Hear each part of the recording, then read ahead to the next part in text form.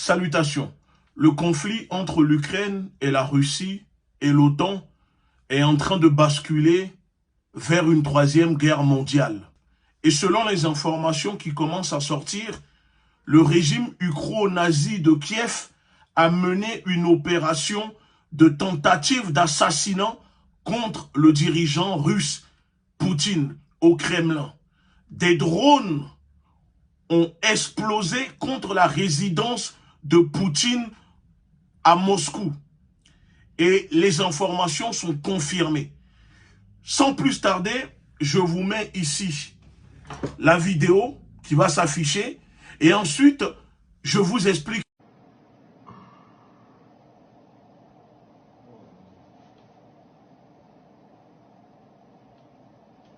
Vous avez vu les images de l'attaque des drones, la tentative d'assassinat contre le président russe au Kremlin. Et donc les informations qui nous parviennent sont très graves, Et je pense que le monde entier est en train de basculer vers une troisième guerre mondiale.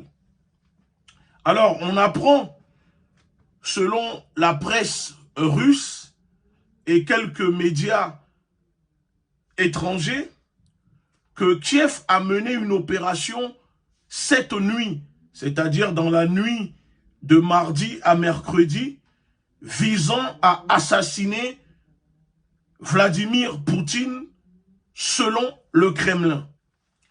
Et après ces attaques de drones bourrés d'explosifs pour assassiner le dirigeant russe, le ministère russe de la Défense indique que 2 drones ukrainiens ont tenté de cibler la résidence de Poutine vers 3 h du matin.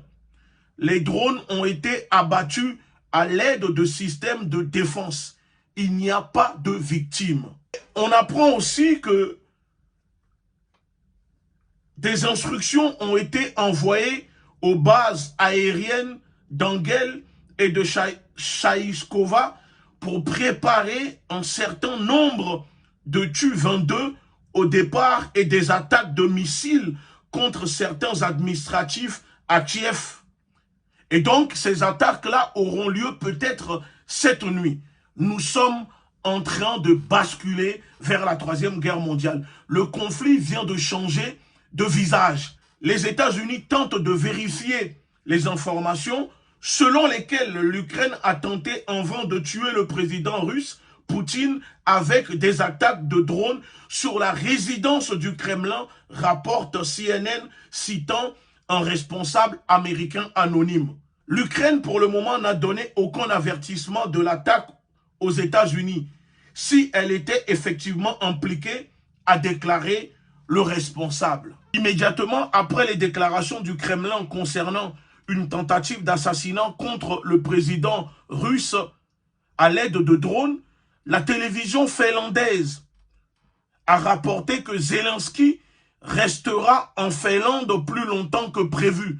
Parce que Zelensky était en visite officielle en Finlande pour une journée, mais depuis l'annonce de la tentative d'assassinat, il semblerait que le narco-führer restera en Finlande et ne retournera pas à Kiev pour le moment. La tentative d'assassinat de Poutine soulève aussi des questions au sein de la Douma russe. Comment c'est possible que la défense aérienne russe a pu laisser pénétrer des drones, même si ces drones ont été abattus au-dessus du Kremlin? Il y a des questions pour le moment sans réponse. Parce que le fait que ces drones arrivent jusqu'au-dessus du Kremlin pose beaucoup de questions. Et il y a un homme politique russe qui appelle à changer le statut du NWO en contre-terrorisme. Parce que selon lui, les États-Unis tentent en ce moment de déstabiliser la Russie, d'assassiner le président russe et que les États-Unis veulent la troisième guerre mondiale. Donc voilà pourquoi, selon les députés russes, la Russie devrait maintenant réagir en utilisant directement l'arme nucléaire en représailles. Selon vous, avec les informations que je viens de vous donner, est-ce que la Russie doit répondre par une frappe nucléaire ou peut-être qu'il est temps que Poutine change de stratégie? Parce qu'on voit clairement qu'en face, les ukro-nazis ne font pas la différence et veulent absolument assassiner le président russe. Est-ce que, avec cette tentative d'assassinat, nous sommes en train de basculer vers une troisième guerre mondiale ou vous pensez peut-être que les choses ne sont pas encore arrivées à ce niveau? Laissez-moi vos avis dans les commentaires, exprimez-vous et merci beaucoup.